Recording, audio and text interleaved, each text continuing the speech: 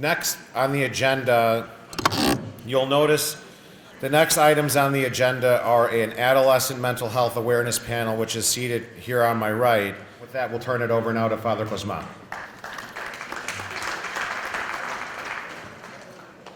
Thanks, George. Good morning, everybody. Hope you're doing well. I'm excited to moderate this panel. I'm glad I'm not speaking on this panel because once you hear the bios of our panelists, you'll understand why. I understand this panel was really a priority of His Eminence Metropolitan Nathaniel, and hopefully is going to be very fruitful for all of us to get a clear picture about not only what our young people are facing in today's climate, not only post-COVID, but in the iGen generation, technology native, smartphone native generation, and not only to raise awareness for that, but maybe more importantly for our delegates, our clergy, everyone here present to leave with some clear ideas, strategies to address those challenges that our young people are facing. So I'm really excited to moderate our panel today, Raising Resilient Christians, Understanding Adolescent Mental Health. And I think it's important for us to understand why we're talking about this with some data. And so I just want to share with you a few bits of data that we discussed as we were preparing for this panel. And hopefully it'll help raise all of our eyebrows on why this is important. 42% of adolescents, including 57% of girls, experience persistent feelings of sadness or hopelessness in 2021, compared to 36% in 2011. About 11.6% of children had anxiety in 2012, up to 20% from 2007. But during the pandemic, those nearly doubled today, so that 20.5% of youth worldwide now struggle with anxiety symptoms, according to a meta-analysis of 29 studies. It's important to highlight that the suicide rate of middle school age children is skyrocketing and has nearly doubled in the last 10 years. Finally, teens spend an average of 8 hours and 39 minutes per week or per day? Who thinks per day? Who thinks per week? Per day. Over 8.5 hours per day on screens, and only 34 minutes per day reading books, magazines, and etc. for pleasure. So how do we, in this day, respond to that as a church, as youth workers, as clergy, and as leaders in the church? Well, hopefully our three experts to my right, who I'm honored to introduce to you, will help us engage that question. Dr. Randa Anderson, the first on my right, is a licensed clinical psychologist who treats adults, adolescents, and children in her private practice, both online and in her Park Ridge office.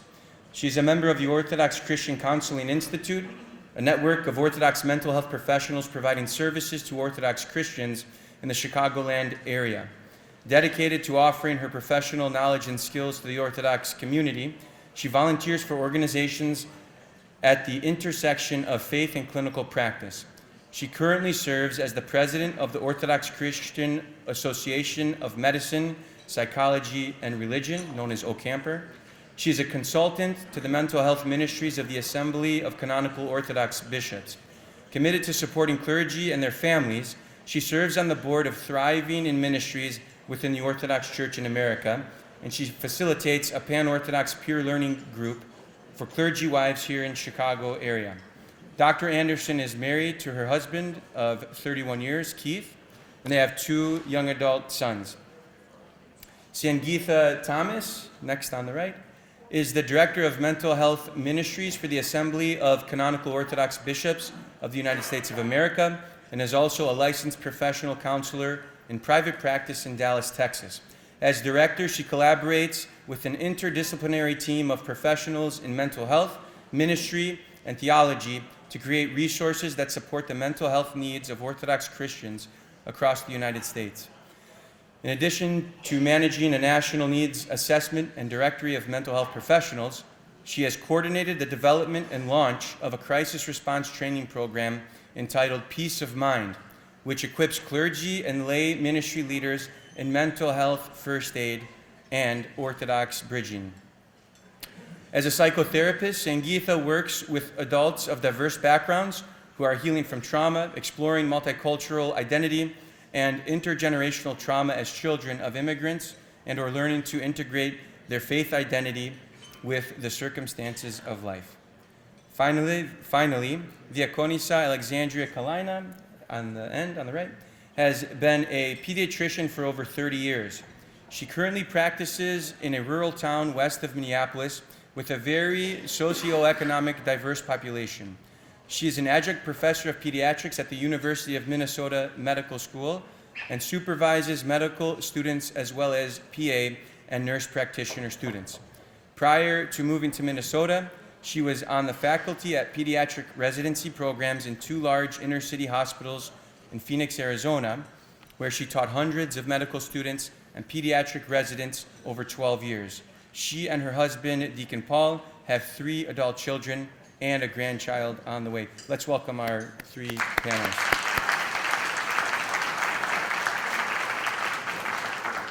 So we're going to dive into some questions that we've prepared to dive into. In our modern context, mental health has a broad meaning. For our specific context here in this assembly and as Orthodox Christians in general, how would you, Dr. Anderson and Sangeetha, define mental health? I'll start with the most common definition of mental health, which comes from the World Health Organization.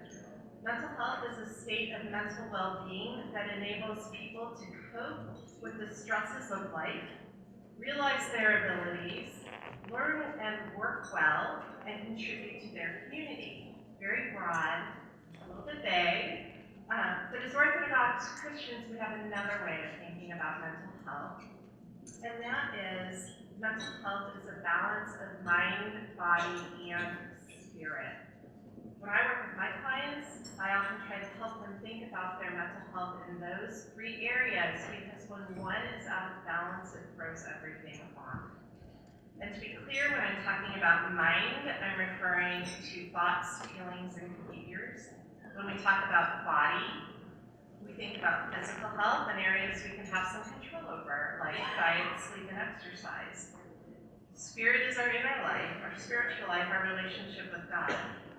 The church gives us many tools to cultivate the spiritual life, including, of course, prayer, fasting, almsgiving, repentance. But we don't exist alone. We are made to be in community with one another. And we do that through worship in the divine services in liturgy. We will talk today about how the Orthodox Church, and more specifically our metropolis programs, help our teens develop their spiritual life in the context of healthy physical and social activities.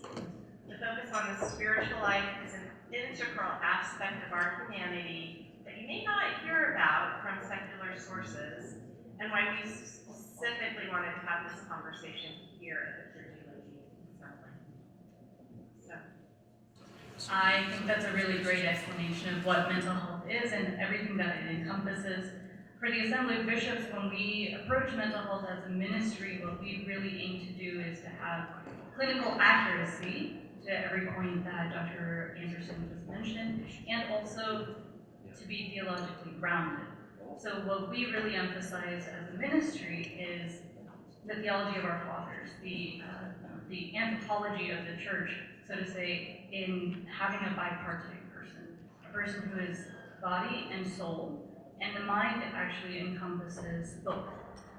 So that's what you'll see in a lot of our work is when we approach the mind, just like in school for all of us, when we started learning how to be mental health professionals, we had to understand what is the mind from a social sciences perspective.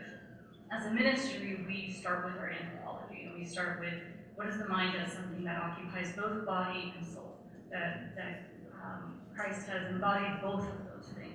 And how do we care for that? And so the simplest terminology that I use when I speak on what is mental health in the first place is it's everything that's within and it's everything that's between. I have a relationship with myself. I have an understanding of my self-worth. I have an understanding of the image of God that's within me, for better or for worse. Sometimes that understanding becomes all jumbled up because of trauma or bullying or other circumstances, social media influencing that. And then I also have the between, my relationship with God. What do I feel about having a father? Did I have a good father figure growing up so that when I pray our Father, that's a good connotation? And then I have my relationship with other people. For example, if you have a toxic work environment, that can impact your mental health every day you get up to go to work. So mental health in the simplest terms is everything that's within and everything that's between. And as a ministry, as people who work in the church, we have to approach that as something that occupies both the body and the soul and requires holistic care of both. Fantastic. Thank you both. Our plenary today is focused on youth mental health. All three of you interact with this topic professionally. What are some of the most common concerns you treat in your profession today, and what do you want parents to know about it? So I'll take that one first. So I've been practicing pediatrics for over 30 years. My practice has changed so much. I've been inner city, suburban, and now I'm rural. And the populations are different, but the kids are the same. And over the last 30 years, I used to not sleep because I worried about I didn't treat pneumonia correctly, or this little baby in the NICU was not doing well. Now I don't sleep because I worry about the mental health of my patients. And my practice has expanded to be so much larger in a mental health capacity. They go to the urgent care for ear infections now, and they come to me because they're depressed or anxious. And we have, as I think my colleagues can attest to, being in different states from me, we have such a paucity of mental health professionals for adolescents and children. It's very scary. So I am handling things that I'm learning to be equipped to do, but that I never did before in my career. And so I just want to reiterate that the alarming statistics over the last 10 years, when I think I saw things change in my practice, was pre-COVID. Years, maybe 5-7 years pre-COVID, with the advent of, or the expansion of kids getting phones, and at a younger age. I have 6-year-olds with cell phones and internet access without their parents being in the room. So that's when I really saw a greater need for mental health, a greater anxiety, greater depression, loneliness, that's a big issue, isolation, that's a big issue with these kids. So this is what I deal with now. And it predated COVID, and I think the isolation of COVID, kids are pack animals, adolescents, they're meant to run in packs, they're not meant to be isolated. So I think being on social media all the time and not talking to their friends and getting together in person with their friends, and they say, well, I text them a lot. Well, that's not the same. We know that as adults. We've experienced that too. The kids don't even know what they don't know. They don't even know that's not good for them. And then COVID, of course, was terrible for them in terms of isolation and learning from home. That's a whole other issue, as they don't know as much as they used to know either, but that's totally different. So I'm often the first point of contact for kids. They come in for a sprained ankle. We screen everybody. I mean, I think most pediatricians do this. I can't speak to family practice, but pediatricians almost at every visit, if you have an earache, you get a depression screen. If you have a hangnail, you get a depression screen. Sprained ankle, depression screen. And we track them in our electronic medical record, so my nurse can identify to me, wow, their depression screen is not good, or wow, their depression screen has really gone up. Probably a lot of you do those same depression screens when you go for your primary care, right? And so we do that, and then based on what the nurse sees or thinks or what she asks me about, we add an anxiety screen as well. And I'm doing that, anxiety screens, more and more. And based on their answers to that, sort of manages my response. Sometimes I just want to follow it, I'll have them come back. Other times I will, if it's in the severe range, we're going to talk about that, what I do next, and we'll talk about that. So pretty much the parents sometimes will come in with concerns, sometimes they won't. The kids will have concerns, the parents won't. But I try to, even if it's for an acute illness, if I see something that is alarming, we address it immediately. As a mental health professional, I can tell you that hands down, the most common problem people have been coming to me for in the last couple of years is anxiety. I used to see more of a mix of anxiety and depression, but now the primary presenting current problem seems to be anxiety. And that's true not just for the adolescents and children I see, but also for adults. And what I want parents to know, what I want everyone to know, is that it's highly treatable. And when I work with clients with anxiety, I focus on those 3 areas I mentioned before.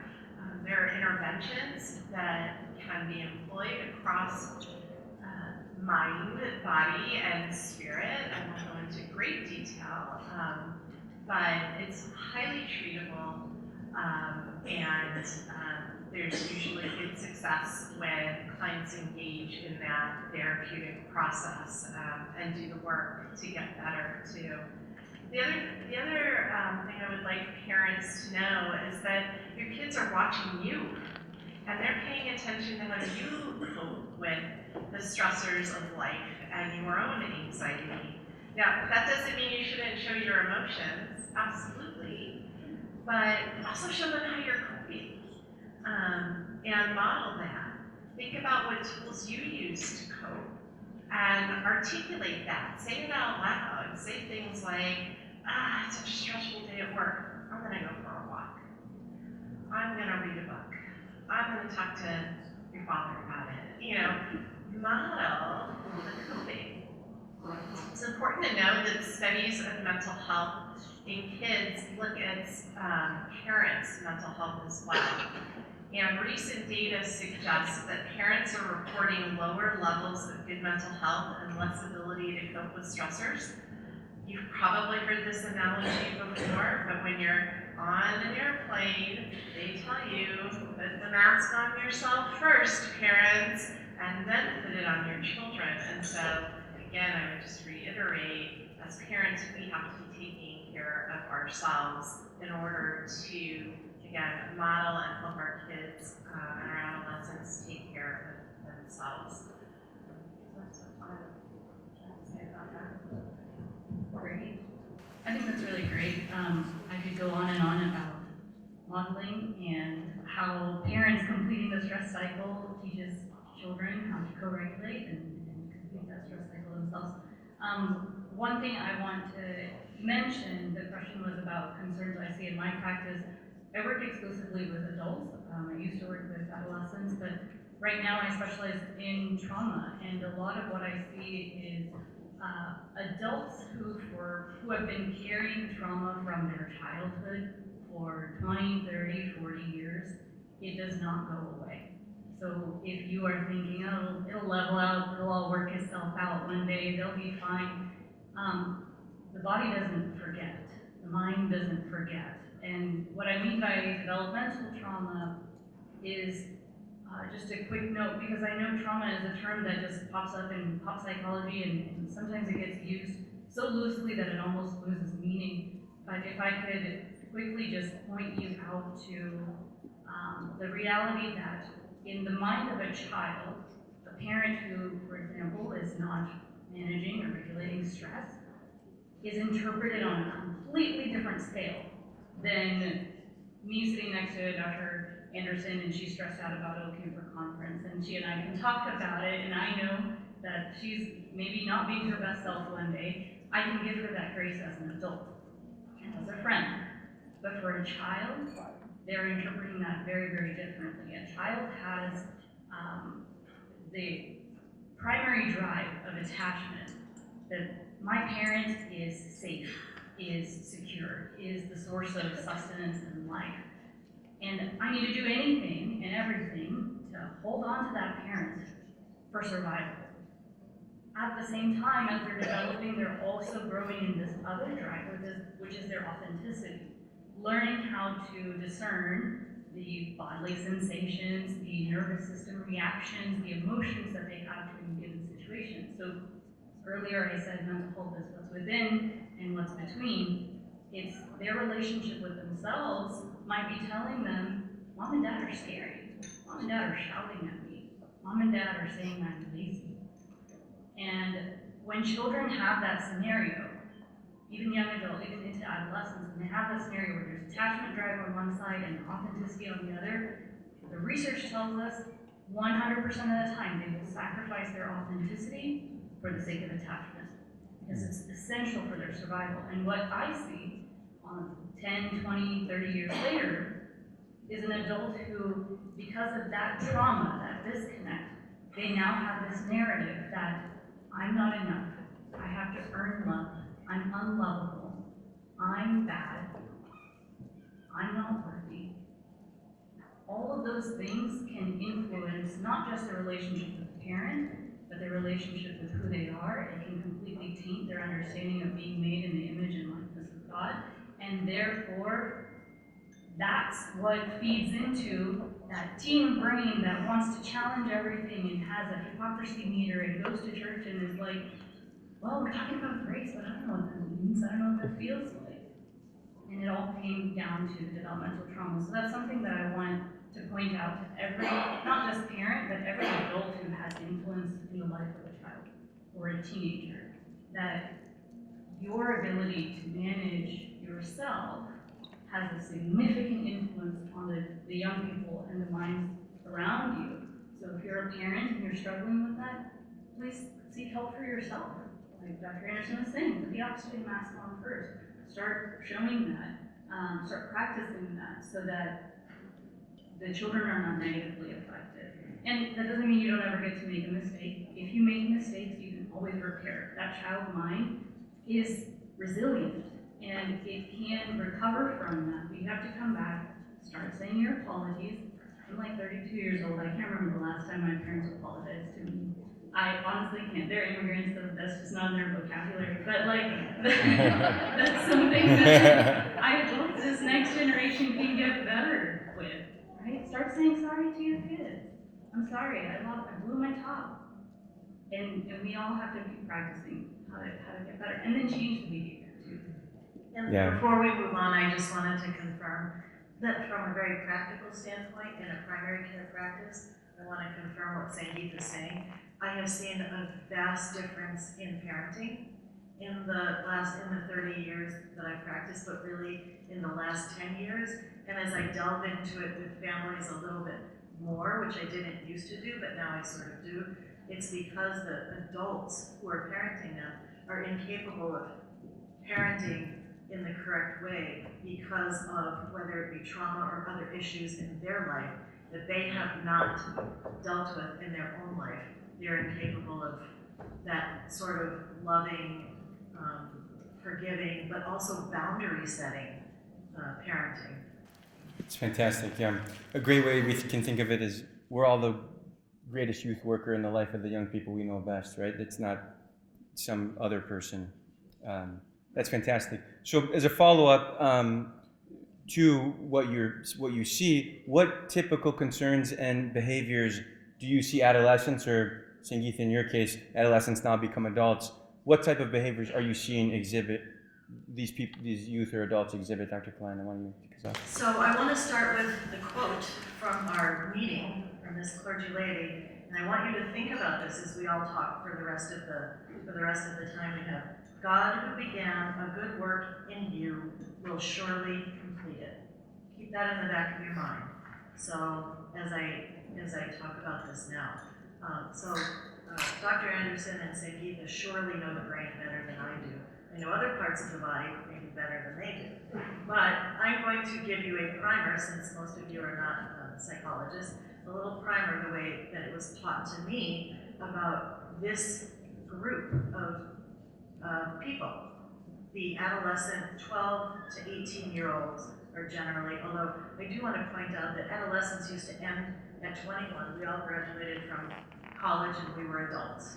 Now the official, as I understand it, as I've read, unless it's changed, the official end of adolescence, according to the American Academy of Psychiatry, American Academy of Pediatrics, is 26.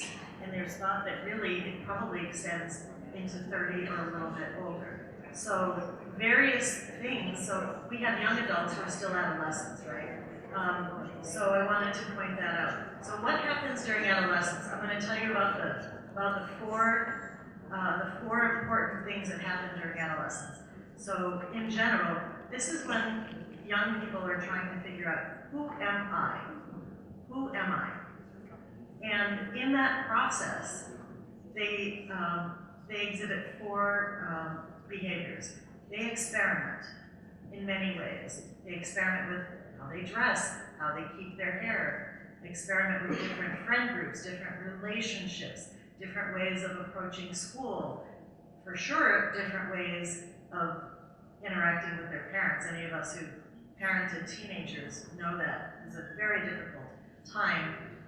Even when we have a two-parent stable family, think about a lot of the families we're dealing with where they're blended, or maybe not blended but separated, and you're adding stepchildren and different parenting styles. It's a nightmare, really, for some of these kids, and they play on that. They play one parent against another. So that's number one, they experiment. Number two, they're looking for more independence and more privacy. So this is a good thing and a bad thing, right? Because the more privacy they have, the more they're isolated and spending their days in their room, not a good thing. But giving them additional privacy in their room, this is an important thing. So the next thing is they're looking for acceptance. This is very, very important to this group. They want to be accepted. And then I say now, as a Christian group that we are, to what cost? Accepted by whom and at what cost? They are very vulnerable. This is such a vulnerable time for them. They don't understand the cost. They're willing to pay out, but they don't understand the backside a lot of times. The fourth thing, and I know that I'm making this so simple. This is the way I was taught by a pediatric neurologist to envision this. So I want to create a picture for you. There is a physical change going on in adolescents' brains. And I talk about this with kids, and I talk about it with their parents. The physical change that goes on is there are many, many neural synapses, and I'm making this so simple, so don't laugh at me for this. There are so many neural synapses in their brains from age 0 to 12 that are not being used. And God in His providence, and the body in its providence, says we don't need all these synapses anymore. If they're not used, let's get rid of them. So there's actually a pruning, a physical pruning that happens in the brain. The ones that aren't used kind of shrivel down and they get pruned and cut. And the best way I can describe it to kids is, in the process of pruning, you have some live wires that are floating around in your brain until they get rerouted, recircuited, and reconnected to the good synapses. So I tell them, basically, you're short-circuited. And when you feel weird, out of your mind, confused, you are, because your synapses are like going zzz, zzz, zzz, zzz, and they really are there's like a transition period before the permanent synapses are formed. And that all happens during adolescence. I think the kids like to hear that because they're like, okay, this is real. This is like a real change that's happening that's beyond puberty. Because when you talk about just puberty, they're like, okay, that's a physical change. When you talk about the actual physical changes in their brain, they go, oh, that makes sense to me. So these are the things that are happening to them. They have 1 foot in childhood, 1 foot in adulthood. Now, a certain amount of anxiety and feeling blue. We won't call it depression, we'll call it, feeling blue, maybe even mild depression can be normal for these kids. And a certain amount of anxiety is good because it heightens their awareness. They're more attentive sometimes.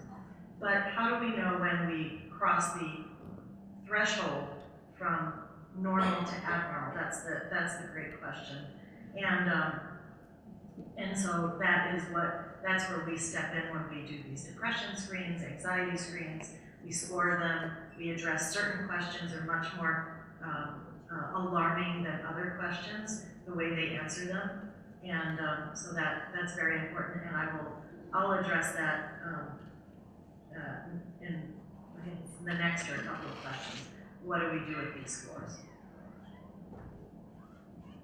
Very nice job.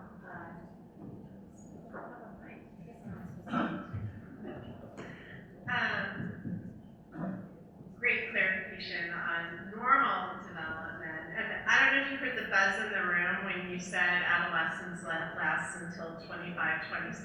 And I just want to clarify a little bit about that. It's because of the brain development not being complete. Not necessarily that they're completely psychologically still adolescents, but the brain development. Next one. All right, thank you. Did you say wait? We good? Okay. So, do you have a question on that? We'll do some Q&A at the end, Ben. Go ahead, Father, if it's on the topic. You want to wait? Okay. So we know that our surroundings, the water in which we swim, so to speak, has a causal effect on our wellness. And from what we've said today and from your professional experiences, what do the three of you see as the most serious societal issue facing teens today, and what can we do about it? Dr. Anderson, we'll start with you. I will tell you that I believe excessive technology use and its impact on mind, body, and the soul is the most serious societal issue facing not only teens, but really all of us today. I believe we're in the midst of a public health crisis when it comes to our use of digital media, not just our kids, but adults too. I read a statistic from a reliable source that noted in 2021, adults pick up their phones 262 times a day. By that way, that was not self-report, that was by using the tracking inside the phone of the people participating in that study. That's a whopping 16 times per hour. Statistics on kids' usage is growing too, especially with many schools allowing phones in classrooms and not restricting their use. I talk to parents all the time who say they think their kid is addicted to their phone or their video game. And while addiction is a strong word with all kinds of embedded meaning, at the very least, it's a bad habit that needs to be broken. The COVID-19 pandemic, with everything shifting online, created a whole host of new problems for our adolescents, including now computers and personal devices in the bedroom, which creates another whole system of issues as well. Of course, there are positive uses for digital media, and in particular ways to create and maintain connections with other people. However, without disciplined use, our kids actually are all at risk of a decline in mental health for the following reasons. If we again go back to that model I presented earlier of mental health being a balance of mind, body, and spirit, we can look at excessive digital media use's impact on each. I'm going to do this really quickly. You have a handout, I believe, from me where I have plenty of resources on this topic. But with regard to body, sleep disruption is a major issue, especially with cell phones in the bedroom and alerts going off throughout the night. You hear about teens reporting they keep them on because they're worried about their friends who are maybe going through a hard time. So they don't want to turn their phone off because their friend might need them, which is so generous. However, it means that kid's not getting a good night's rest. And we all know how we feel when we haven't slept well, and we've all seen grumpy teenagers. So that's a huge issue. In terms of mine, adolescents in particular are susceptible to social comparisons and feeling depressed or anxious when they feel less than their peers.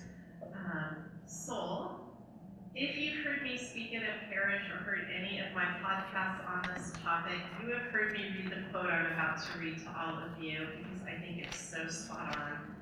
Dr. Jean-Claude Larcher is a French Orthodox theologian who writes on the impact of digital media on spiritual health. And what he says is that our excessive use of digital media creates the vain exhaustion of energy, incessant internal movement and noise, and invasive occupation of time, the impossibility of establishing or maintaining inner peace, and the destruction of the attention and concentration necessary for vigilance and prayer. If you've ever been tempted to check your phone in liturgy, or if you find it hard to even sit still for a minute without glancing at your phone, then you know that this statement is true, and you probably have all seen it in the teens that you know as well. So when we have a public health crisis, the solution requires a public health response. And what I encourage parents to do is to consider at least the wait until 8th pledge. I don't know if any of you have heard of this, but there's an organization called Wait Until 8th, meaning wait until 8th grade to give your child, and I do say child, a personal cell phone with internet access. And even when you do that, it should come with certain limits and restrictions.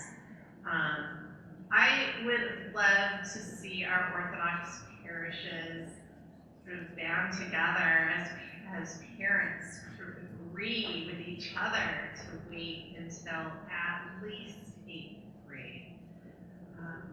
I'd like to just sum up with some practical advice. If you're getting into arguments with your kids or your adolescents over screen time, consider these 3 factors. First of all, our apps, our games, our websites, everything is designed to increase usage. Millions of dollars of research goes into how to keep the user engaged in that game, app, whatever. So when your teenager can't put the phone down, doesn't want to leave the video game, understand it's not just straight up defiance or disobedience. They are falling prey to exactly what the creators of these devices and games want to see, more usage. Second, work with your team to set reasonable limits on their use. Work with your team, don't just tell them what to do. You can create a family media plan. I believe I put a link to a model one on my handout that hopefully you all have. If not, you can find one online. And last but definitely not least, talk with your teens about what they're doing online. What do they like? Who are they following? And why do they like that person that they're following them on YouTube or Instagram? This will give you some insight into your adolescent, and it will hopefully open up opportunities to talk about what's interesting them, maybe what's bothering them. If you can have calm conversations about their digital life, then you open the door to them coming to you when they see something disturbing or something challenging. So, yeah, that's what I have to say. That's really great. I just want to note that that's a big deal for Dr. Anderson to talk about that in such short amount of time, because this is something that she has done podcasts and podcasts on. So if it's something you're interested in, please do try going to the Assembly of Bishops website, and we have Dr. Anderson's podcast from Ancient Faith linked there for you to easily find so you don't get lost on Ancient Faith. Many podcasts trying to find hers. So I will say there are more resources from her, and she's great with that. One thing I want to mention in response to this question about what's the most serious concern for adolescents, I used to work in suicide prevention, and I would say, just like Father Kosmas earlier gave statistics on the increasing rates of suicide, adolescent suicide specifically, that's a major concern for our churches, for our country. And earlier we had mentioned the brain development into adolescence, and I'm trying to be brief, just like I teased Dr. Anderson for being brief, because neuroscience is my approach to psychotherapy, and so I'm trying not to pull out a chart of brain and its development. But in adolescence, what we're looking at is, I don't know if you're familiar with the hand model of the brain, but you make a fist like this, and pretend that that's like a side view of the brain. What you see is in the inside, when you pull your thumb across, that's where the amygdala is. That's where your emotional center of the brain, all of that is developed for adolescents. The thing that is being developed into age 25 is that front piece that wraps around. That's the prefrontal cortex. This is right here behind your forehead. That's where inhibition is. Self-control. Right? So impulse and emotions and I want more is developed, and the app generators that Dr. Anderson was talking about, they know this brain science too, and they're capitalizing on it. So this is part of why we don't call teenagers lazy or disobedient or whatever, is because they can't really help it 100% of the time. Their brain's not there yet, they don't have the capacity yet. But I'm saying all of this in the context of suicide, and what I want to mention here is that same impulsivity that mindlessly picks up a phone or keeps scrolling without realizing how much time has gone, that's the same impulsivity that can contribute to acting on suicidal thoughts. Not every teenager who has depression or thoughts of suicide or a passive ideation of death as an escape from pain is suicidal. But what I worry about when you ask what's the major concern for adolescents is that impulsivity. And I'm not saying that to scare you, but I will say, like, we know as a ministry, as professionals, most adolescents are not going to their parents.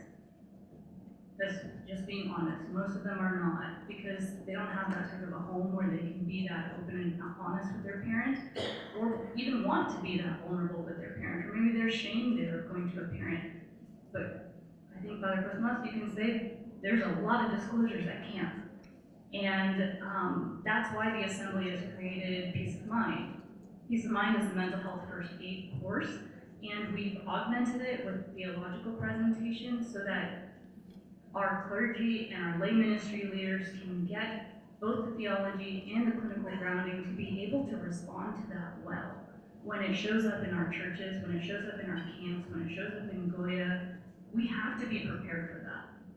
And that's why we created that program, and I'm hoping that you all will be the ones that will bring it to the Chicago area, or Chicagoland area, as I've been told is the phrasing here. So, I'm not from here, I'm sorry, I'm from Texas. I do hope that you will consider going to the Assembly's website, looking into Peace of Mind. You can send us an email, that's mentalhealth@assemblybishops.org. We do our best to make it as easy as possible. You just give us a space, give us some lunch, and find 30 people, and we can make it happen. And we'll help you brainstorm ways to manage the cost of the program. But if you think that this is not going to happen in your church, it's just a matter of time, because I believe the statistics are about 20% and climbing. How many students do you have in your church, and divide that by 5? Right? Like, that's the statistical probability. Or on your street, in your neighborhood, in your school. So that would be my response to that. So, of course, I worry greatly about screen time and social media use, but Dr. Anderson addressed that so eloquently. I'm not going to add to that. That's what keeps me up at night mostly. But I am going to give you just a quick story that regard that relates to screen time. A few years ago, I had an 8-year-old come into my office for a well visit with her parents, and I immediately noticed, like, my mind is, anybody who, multitasks on their job knows that.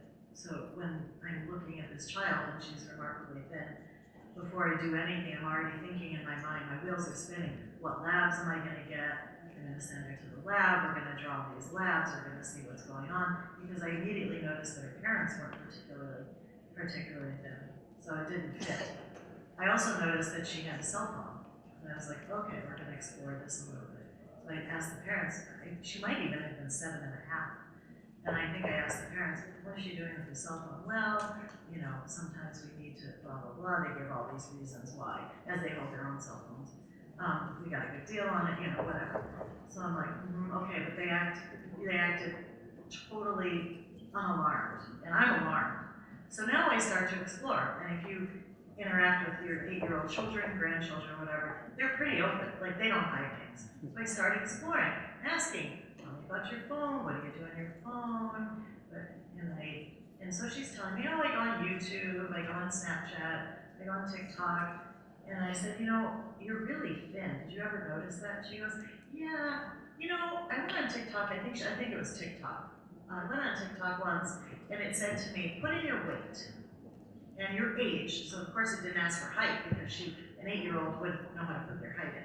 So she put in her weight and her age. She said, yeah, it told me I was too fat. So then it started sending me all these things about how I could lose weight.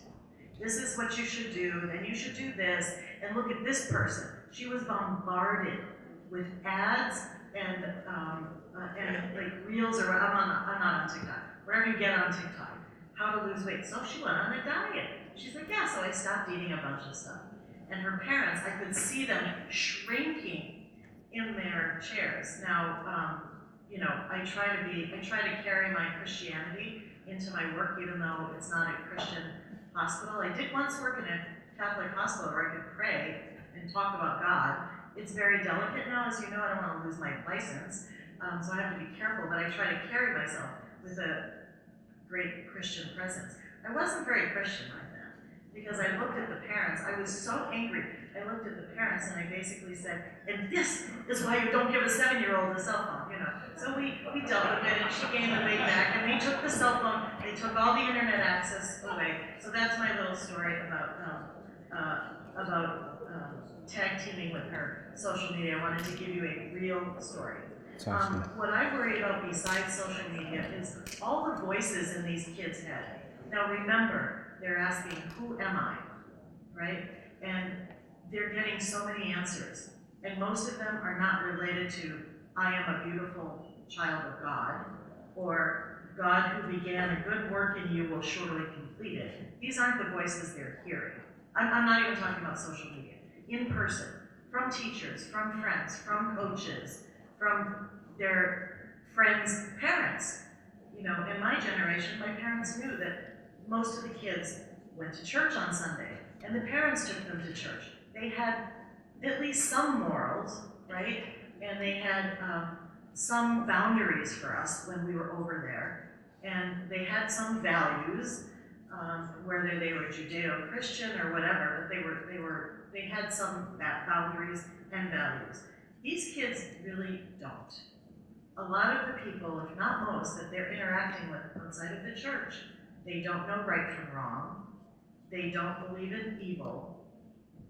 It's sort of an anything goes. Whatever you think you want to be, you can be. So when I go to the grocery store, I was telling St. Ethan and Dr. Anderson before we came in, it's sort of like when I go to the grocery store or Walgreens when I have a cold, and I'm a physician, I go to the over-the-counter cold preparation section. I am literally paralyzed by how many choices there are. And I get overwhelmed. I don't know which one is going to be the best. I don't know what to pick. Well, that's how these kids are. But you add into it the fact that, remember, we talked about they're vulnerable because everything is forming, and they don't really know right from wrong necessarily, and if they're not getting it at home either. So they are in a very vulnerable stage to process and discern what people are telling them. And again, remember, what they want is acceptance. So, put it all together, and they jump on bandwagons, and they do have they're very impulsive. And I'm actually gonna address that in the next question. Fantastic. I do want to be mindful of our time. We're up against it. We want to be able to answer a question or two if we can. So we're going to just kind of finalize our topics with this last question for all three of you, which is, what advice can you give parents for raising kids who are happy and healthy and stay faithful as Orthodox Christians in light of everything that we've talked about this afternoon? Dr. Anderson, do you want to begin? So there's a great book by Simon Sinek called Start With Why. Many of you in business, or maybe if you've done strategic planning for your parish, you might be familiar with it. The point is simple but powerful. Before setting any goals, start with why. Start with your purpose. And I think as parents, we have to start with why. Not why are we parents, but what is our goal, our ultimate goal as parents? What's our aim? What do you want for your children? Is your goal to raise a child who's happy? Is your goal to raise a child who's a good person, successful in their work? What does that even mean? Did Christ want us to be happy? I challenge you to consider that the primary goal, our why as parents, is to raise a child who is Christ-centered.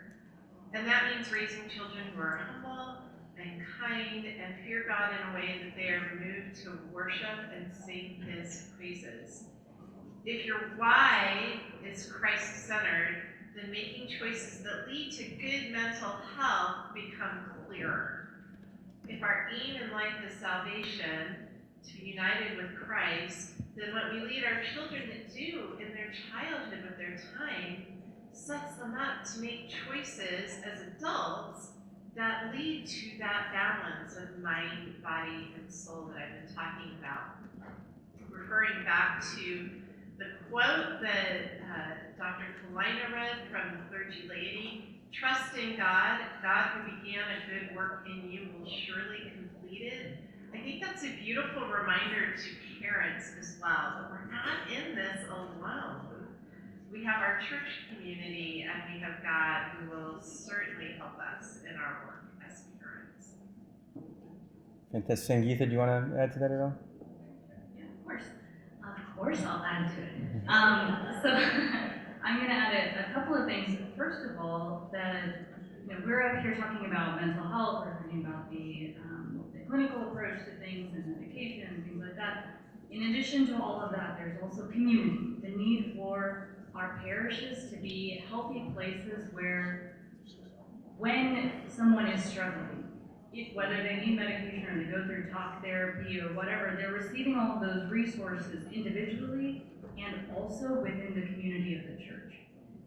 So there's a reason for the Assembly's mental health ministries to be talking about things like stigma or creating resources that educate people. And when I'm up here, I'm not just like doing a sales pitch on the Assembly, it's also for you to realize that it takes both. It takes a village. It takes all of us together challenging whatever stigmatized beliefs we may have about mental health. How would you feel if you had a diagnosis of a mental health condition today? If we were running a screening outside and I could tell you you had a diagnosis, would you immediately feel fear? Would you immediately feel denial? Because whatever it is that you're struggling with inside, that's what you're projecting to your kids, and that's how they're going to learn is what makes them healthy or okay or stable or crazy or not crazy or still loved by God. So that's something that I really want to emphasize. So please do visit our website, assemblyofbishops.org. If you add a /mental health at the end, we'll go straight to the mental health stuff. And so I do want to mention that ministry and resourcing within the parish is a top priority for all of us. In addition to that, I will mention 4 things that are coming straight out of the research that improve or contribute to a healthy life and longevity. The first thing is meaningful relationships. You don't need a lot of them. Even 2 or 3 will be enough, but you need meaningful relationships. not just these surface level, hi, how are you, how's the food, but meaningful relationships where you can actually show, like I said, there's a world within and there's a world between. There needs to be places where we share that world within, where we can be vulnerable enough and courageous enough to show that and to trust that the person that we're talking to is actually listening and caring about what we say. The second thing is purpose and meaning, which Dr. Anderson just spoke about, so I won't add too much, but you can learn about that through accessible books like Man's Search for Meaning by Viktor Frankl, who survived Nazi concentration camps, or even Father Arseny, who is an Russian Orthodox priest who survived the Gulag. Those are real life scenarios of people who overcame immense suffering, ridiculous circumstances that, on a psychological sense, especially for adolescents who, like I said, their emotions are at these extremes. For a teenager who is struggling with depression, for them, it might feel like a concentration camp inside. And the thing that gets us through is purpose and meaning. So that's the second thing. Third thing is something that I think we often overlook, but play. And I said Play. I know this is a church conference, so you might have heard pray, and that's fine if you want to pray, but what I meant was play. And for some reason, as children grow up, we forget to play. And when's the last time you played? Genuinely, just had fun. When's the last time you played with your teenager? So when it snows up here, which we don't get snow down in Texas, so when it snows up here this winter, go play. Take your kids out. Don't just sit at home on a screen, but go and play, because that opens the mind up to imagination and curiosity and connection and resilience and overcoming failures and mistakes, and all of that stuff happens through play, and it creates a space where we can just be curious. And that's an amazing thing. So use them. And then the last thing I want to emphasize is going back to the basics. Getting enough sleep, nutritious and balanced food, and movement. 20 minutes a day of movement. And I don't just mean like this movement on your phone, but actual walking outside. As a trauma clinician, that is, we call that bilateral stimulation, meaning when you are walking, you are stimulating both sides of your body. That helps with brain processing. It helps with people who are going through something difficult when they feel psychologically stuck to be physically moving. It creates that sensation that I'm actually not stuck. I can be open to possibility. I can walk this path or I can walk that path. And I have agency and I have choice and I have freedom. And that's an amazing thing, and we can leverage movement to stimulate psychological growth. So that's the last thing I wanted to think about before I pass it. So I have 4 things. I will make it very, very quick. But before I say those 4 things, we skipped a question, and I feel like I have to go back for one thing only. For clergy and youth workers in this room, parents too, grandparents. We talked about depression screens, and Sangeeta made a great point about passive suicidal ideation. Not all kids who are really depressed or even have passive suicidal ideation will commit suicide. However, it is very important, I'm going to say this again, it is very important when you talk to young people who come to you because they will confide in you, maybe before they confide in their parents, maybe after they confide in their friends, but if you are around somebody who has active suicidal ideations, meaning in the last 2 weeks, they have actively thought about killing themselves, they have a plan. A plan is very scary. If they've made a plan, that's very scary.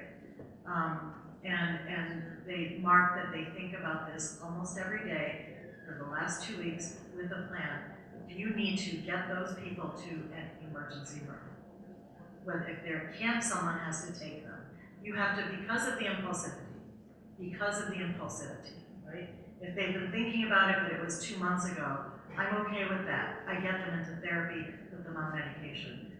Talk therapy is way more important for mild of all of these. But I needed you to understand active versus passive. The 4 things for nurturing kids. Surround them with discerning people and good friends, the right kind of people. Church is a great place to do that. Be the example. Go for a walk. Have a hobby. Read a book. Kids don't read. You let them see you read a book. Put your phone away. If they don't see you with their phone, that helps. Pray for them. Pray for them. There are some wonderful activities we can do for kids that are very helpful. When they're in trouble, I do 7 days or 40 days of an activist to the nurture of children, to the Theotokos. 7 days or 40 days, I've done both. And it's really helped even my adult children. So those are the last words that I have. Fantastic, thank you. I'm being told by hand signal text and carrier pigeon that we need to get over to lunch. I know there's questions, so what we're going to do is we're going to thank our panelists now, so please join me in thanking them.